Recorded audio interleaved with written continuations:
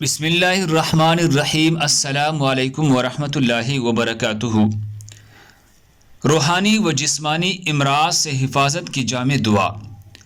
حضرت انس رضی اللہ عنہ فرماتے ہیں کہ رسول اللہ صلی اللہ علیہ وسلم یہ دعا مانگا کرتے تھے: اللہم اے اللہ، انی اعوذ بک، میں تیری پناہ چاہتا ہوں، من العجز، عاجز و لاچار ہو جانے سے، والکسل اور سستی سے، والبخل اور بخل و کنجوسی سے، والحرم اور ناکارہ بڑھاپے سے، والقسوت اور دل کے سخت ہونے سے، والغفلت اور غفلت و بے پرواہی سے، والذلت اور ذلت سے، والمسکنت اور محتاجی سے، واعوذ بک، اور میں تیری پناہ چاہتا ہوں، من الفقر، غربت سے، والکفر اور کفر سے، والشرک اور شرک سے، والنفاق اور منافقت سے، والسمعت، شہرت پانے کی خواہش سے، والریاء اور ریاکاری سے،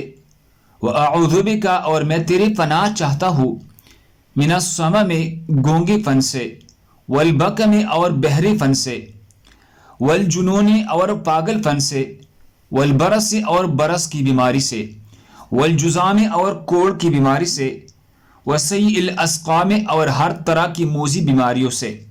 صحیح ابن حبان، حدیث نمبر 1023۔ اللہ ہم سب کو اس پر عمل کرنے کی توفیق عطا فرمائے۔ دوسری مسلمانوں کی فائدے کے لیے آگے ضرور شیئر کریں۔ جزاک اللہ خیر۔